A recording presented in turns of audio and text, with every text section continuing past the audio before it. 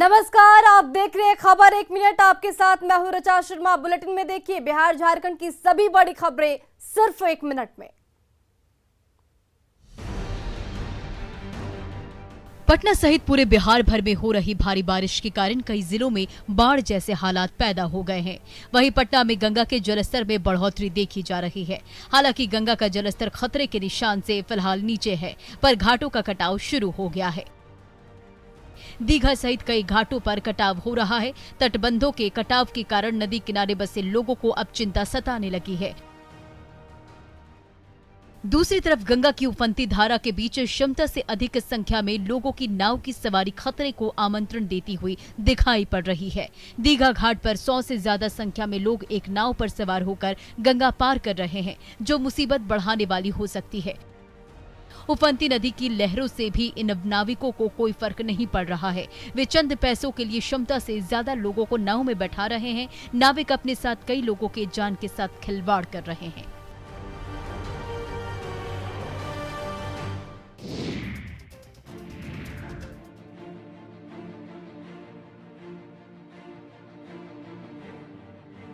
राजधानी पटना में मानसून की शुरुआती बारिश ने शहर की सूरत बिगाड़ दी है। पटना में 3 घंटे तक हुई झमाझम बारिश से राजधानी का कई इलाका झील में तब्दील हो गया है और इसी के साथ नगर निगम के सारे दावे भी बरसात के पानी में बह गए हैं। पटना सिटी के गली मोहल्ले में घुटने भर से ज्यादा पानी जमा है, जिससे लोग अपने घरों में कैद हो गए हैं। गुरु गोविंद सिंह पथ, मंगल तालाब, मुसलहरपुर हाट, बहादुरपुर बाजार समिति दुर्खी, महावीर कॉलोनी और पंचवटी नगर सहित दर्जनों इलाकों में जहां तक नजर जाती है शहर में पानी ही पानी दिख रही है। हालात ये है कि कई दुकानों में भी पानी घुस गया है, जिससे बड़े पैमाने पर सामान की बर्बादी हो रही है। मोहल्ले में जमा 1 से 1.5 फीट गंदे पानी के बीच लोग अपना दैनिक काम निपटा रहे हैं। हालांकि पहाड़ी स्थित संप हाउस को लगातार चलाकर जल निकासी की जा रही है।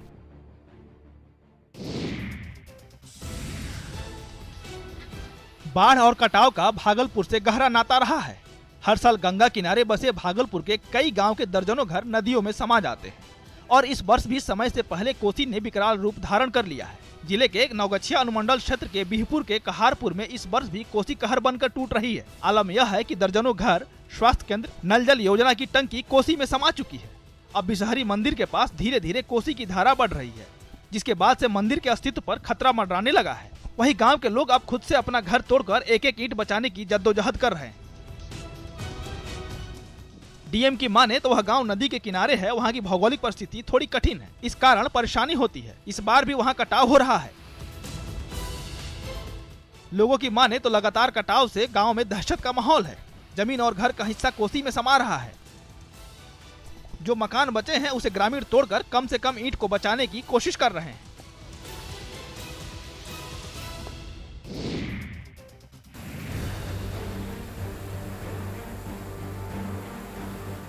कटिहार में महानंदा नदी कहर बरपाने लगी है। नदी का जलस्तर बढ़ने के बाद कदवा प्रखंड के नरदवा गांव के डायवर्सन टूट गया, जिसके बाद तेजी से गांव में पानी घुस रहा है। डायवर्सन टूटने के बाद करीब आधा दर्जन गांव का प्रखंड मुख्यालय से भी संपर्क टूट गया है। चौकी, धनगांवा, धरपसिया, गुरिया जैसे कई गांव के हजारों लोगों की परेशानी बढ़ गई है। वही डायवर्जन टूटने की घटना के बाद डीएम उदयन मिश्रा ने मौके पर पहुंचकर हालात का जायजा लिया और तुरंत राहत के तौर पर सरकारी नाव चलाने का आश्वासन दिया, ताकि प्रभावित इलाके के लोग अपना जरूरी काम निपटा सके। डीएम ने लोगों से पानी को लेकर सतर्क रहने की भी अपील की है। डीएम ने 3 से 4 दिनों में डायवर्सन मरम्मत कराने का भरोसा दिलाया है।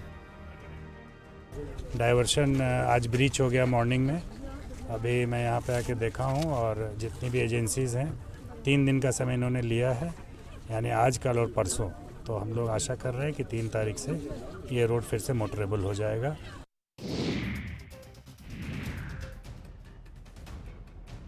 बिहार में पूर्ण शराबबंदी कानून लागू है और इसका सख्ती से पालन कराने के लिए सरकार भी लगातार प्रयास कर रही है।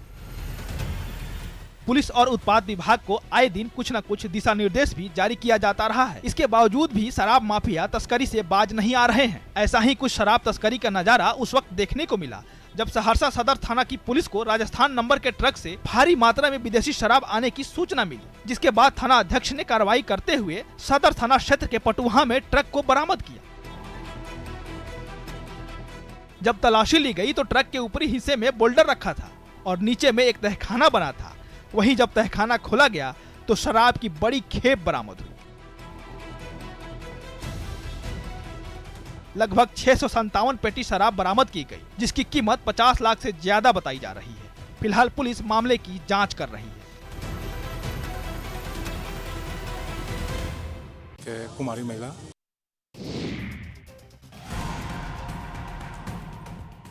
हाईवे का नाम सुनकर ही चमचमाती सड़कें हमारे जहन में आती है, जिस पर गाड़ी फुर से चलती है और चंद मिनटों में ही मीलों की दूरी तय हो जाती है। पर हम आपको एक ऐसे हाईवे की तस्वीर दिखा रहे हैं जिसकी हालत बद से बदतर हो चुकी है। जी हाँ, हम बात कर रहे हैं नेशनल हाईवे 80 की। ये भागलपुर सबौर से कहलगांव पिरपैंती तक जाती है। ये मार्ग पहले राजकीय उच्च पथ था, जिसे 2001 में राष्ट्रीय उच्च पथ का दर्जा मिला था, पर इस सड़क पर गड्ढे ही गड्ढे नजर आते हैं। इन गड्ढों में ट्रकों के फंसने और गुल्ले टूटने के बाद लगातार जाम से जूझना पड़ता है। बारिश के बाद तो ये रोड तालाब की तरह दिखाई दे रहा है। इस रास्ते से 30,000 वाहन हर रोज गुजरते हैं और हर किसी को इस खराब सड़क का दंश झेलना पड़ता है। हालांकि अधिकारी इस सड़क का निर्माण करने की बात कह रहे हैं। बताया जा रहा है कि NH 80 का काम अगले माह शुरू हो जाएगा, जिससे लोगों को राहत मिलेगी।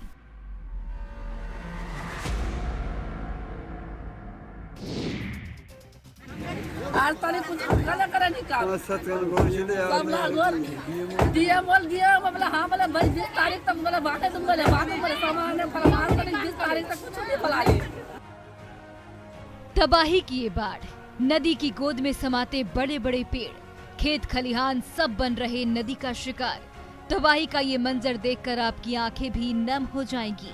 एक तरफ कनकही और रतुआ नदी है जो सब कुछ लीलने को आतुर है, वहीं नदी के प्रकोप के शिकार लोग रोते बिलखते हुए अपने सपनों के घरों को तोड़ रहे हैं। दरअसल किशनगंज जिले के ठाकुरगंज और बहादुरगंज प्रखंड में भीषण कटाव जारी है। जरा इस मजबूर लोगों को देखिए, कोई अपने पक्के मकान को तोड़ रहा है तो कोई अपने आशियाने से लिपट कर रो रहा है। यहाँ खेत खलिहान सब नदी की गोद में समा रहे हैं। बाढ़ के कारण लोग पलायन करने को मजबूर हैं, वहीं लोग भी प्रशासन की लापरवाही से नाराज हैं।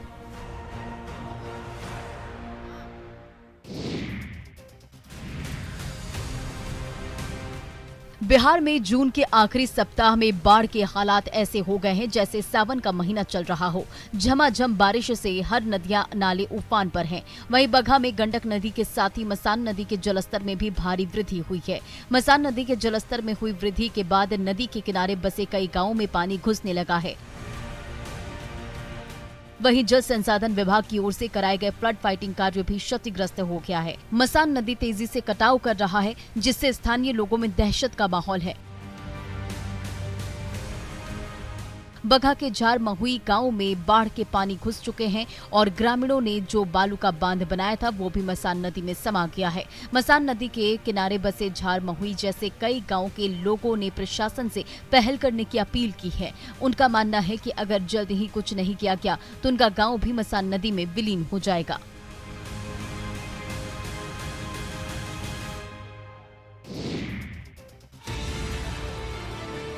बाढ़ के रेड जोन कहे जाने वाले कटिहार में हर साल महानंदा और गंगा के कहर से कई स्कूल नदी के गर्भ में समा जाते हैं। कुछ ही सालों में लगभग 6 से ज्यादा स्कूल समाधि ले चुके हैं। वहीं इस बार भी अहमदाबाद प्रखंड के मध्य विद्यालय जब्बू टोला पर संकट गहराता जा रहा है। स्कूल का एक बड़ा हिस्सा पहले ही नदी में समा चुका है। अब स्कूल के बचे खुसे हिस्से पर भी संकट गहरा गया है। स्थानीय लोगों के माने तो स्कूल के नदी में समा जाने पर उनके बच्चों को लगभग 10 किलोमीटर दूर पढ़ने भेजना पड़ेगा। आम लोग शासन और प्रशासन से कई बार इस विद्यालय को बचाने के लिए गुहार लगा चुके हैं, पर अब तक कोई पहल नहीं की गई। स्कूल भवन भी अब कटाव का शिकार बनने का इंतजार कर रहा है। फिलहाल नदी के कटाव को देखते हुए स्कूल में पढ़ाई बंद कर दी गई है। वहीं प्रशासन का कहना है कि जल्द ही स्कूल को बचाने के लिए पहल की जाएगी।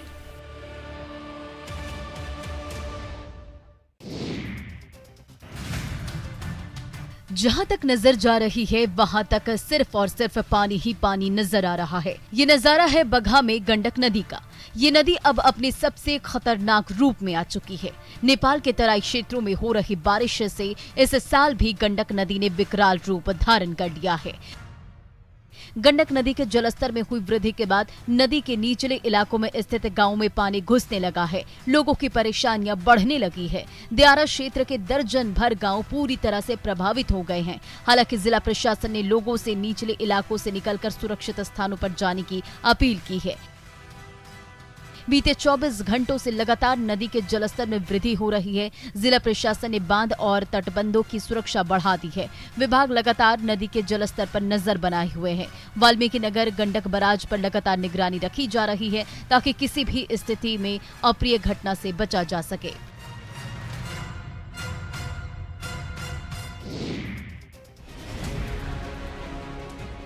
बिहार में लगातार हो रही बारिश से बाढ़ जैसे हालात हो चुके हैं। नदियां नाले पहले ही उफान पर है। वहीं अब शहरों में लगातार बारिश से जल जमाव की स्थिति हो गई है। छपरा में पहली बारिश में ही नगर निगम की पोल खुल गई है। शहर की अधिकांश सड़कें जलमग्न दिख रही है। शहर के हृदय स्थली मोना चौक का इलाका बारिश में झील बन गया है, जिसके कारण लोगों को आवागमन में दिक्कतों का सामना करना पड़ रहा है। नगर निगम ने दावा किया था कि बरसात पूर्व सफाई कराई जाएगी, लेकिन अभी तक खनुआ का कार्य भी पूरा नहीं हुआ, जिसके कारण लोग परेशान हैं। राजधानी पटना में भी लगातार बारिश से जनजीवन अस्त व्यस्त हो चुका है। वहीं पाटलिपुत्र इलाके में बारिश से जलजमाव की स्थिति हो गई है। पटना नगर निगम के अधिकारियों के दावे खोखले साबित हुए हैं और एक बार फिर पटना पानी पानी हो गया है। सड़कें अब नदियों की तरह दिखाई दे रही है, जिसके कारण लोगों को आने जाने में परेशानी हो रही है।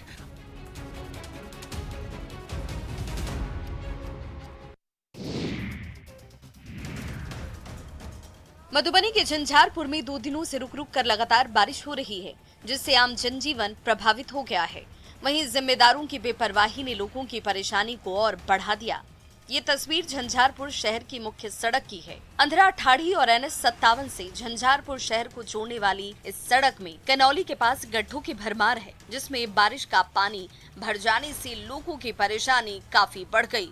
ग्रामीण कार्य विभाग की 16 किलोमीटर लंबी सड़क की मरम्मतीकरण का काम सालों से नहीं होने की वजह से थोड़ी सी बारिश में ही ये सड़क तालाब में तब्दील हो जाती है। हैरानी की बात ये है कि झंझारपुर अनुमंडल की मुख्य सड़क होने के चलते यहाँ से तमाम आला अधिकारी और जनप्रतिनिधियों की गाड़ियाँ भी हिचकोले खाते हुए ही गुजरती हैं। स्थानीय लोगों की माने तो कई बार शिकायत की गई, धरना प्रदर्शन किया गया, लेकिन उसके बाद भी जिम्मेदार हैं जो जागने को तैयार ही नहीं हैं।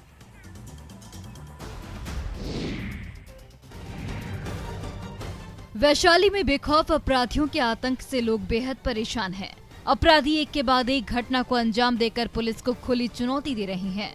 ताजा मामला नेशनल हाईवे 322 के काजीपुर चौक का है, जहां ज्ञात चोरों ने रोहित एंटरप्राइजेज और यामाहा एजेंसी में चोरी की घटना को अंजाम दिया। हालांकि यामाहा एजेंसी में चोरों को कुछ हाथ नहीं लगा। वहीं इस घटना की सीसीटीवी फुटेज भी सामने आ चुका है, जिसमें 6 संदिग्ध लोग शोरूम के बाहर दिखाई दे रहे हैं। दूसरी तरफ रोहित एंटरप्राइजेज शोरूम को चोरों ने अपना निशाना बनाया और 2 बाइक पार कर दी। मिली जानकारी के अनुसार शोरूम में अज्ञात चोरों ने हमला कर दिया और शटर उखाड़कर चोरी की घटना को अंजाम दिया। चोरों ने 2 बाइक को अपना निशाना बनाया, साथ ही करीब 80,000 रुपए भी चुरा ले गए। वहीं शोरूम के अंदर के फुटेज में गल्ले को तोड़ते हुए चोर साफ तौर पर दिखाई दे रहा है। चोर बड़े आराम से गल्ला तोड़कर पैसा चोरी कर लेता। पुलिस सीसीटीवी के आधार पर मामले की छानबीन में जुट गई है।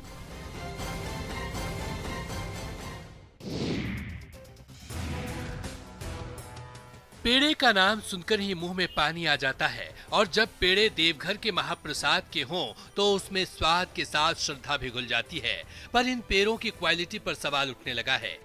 2 साल के बाद श्रावणी मेले का आयोजन इस बार होने जा रहा है। ऐसे में देवघर का महाप्रसाद कहा जाने वाला पेड़ा भी अब जांच के घेरे में है। श्रावणी मेले के दौरान मिलावटी खोआ भी खपाने की तैयारी है, जिसे लेकर प्रशासन सतर्क दिख रहा है।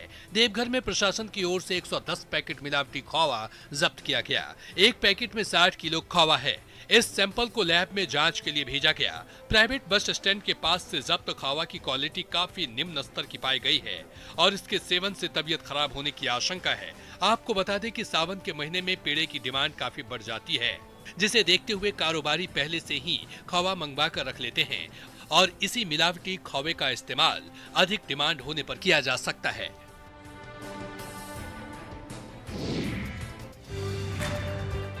विवाह की वेदी, लाल जोड़े में सजी दुल्हन, दूल्हा और दुल्हन का गठबंधन करते परिजन। ये नजारा एक बहू की शादी का है। जी हाँ, आज के समय में भी कुछ जगहों पर विधवा बहू को बोझ नहीं समझा जाता। इस ससुर ने कुरीतियों को तोड़ समाज को एक नई दिशा दी है। दरअसल छपरा में एक ससुर ने पिता का फर्ज अदा करते हुए अपनी बहू का कन्यादान किया।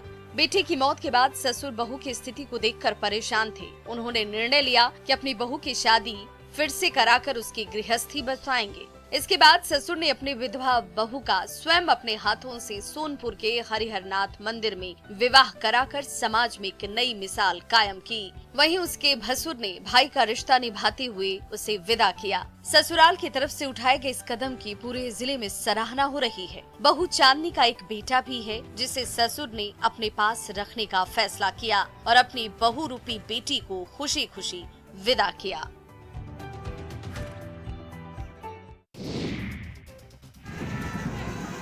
गोपालगंज में बैंड बाजी की धुन और आकर्षक परिधान में सड़कों पर निकली युवाओं की ये टोली शादी विवाह या फिर राष्ट्रीय त्योहार की तस्वीर नहीं है। ये लोग रक्तदान महादान के बारे में संदेश देने के लिए सड़कों पर उतरे हैं। हाथों में रक्तदान के स्लोगन का तख्ती लिए बैंड और धुन बजाते हुए लोगों को रक्तदान की अहमियत बता रहे हैं। जागरूकता रैली में एक झांकी भी बनाई गई है जिस पर सड़क हादसे के बाद घायल व्यक्ति को ब्लड देकर उसकी जान कैसे बचाया जा रहा है इसके बारे में जानकारी दी जा रही है। दरअसल संत निरंकारी संस्थान की ओर से आज जिला मुख्यालय के कोनहवा स्थित कार्यालय पर रक्तदान शिविर लगाया गया है। शिविर में 500 से ज्यादा लोगों के रक्तदान करने का लक्ष्य रखा गया है, जिसको लेकर पूरे शहर में आज जागरूकता रैली निकाली गई है। संत निरंकारी संस्थान की ओर से रक्तदान के बाद सभी ब्लड को रेड क्रॉस सोसाइटी को सौंपा जाएगा ताकि सड़क हादसा या फिर जरूरतमंद लोगों की जान बचाई जा सके। ब्लड के अभाव में किसी मरीज की जान न जाए, इसके लिए संत निरंकारी की ओर से यह एक बड़ी पहल शुरू की गई है।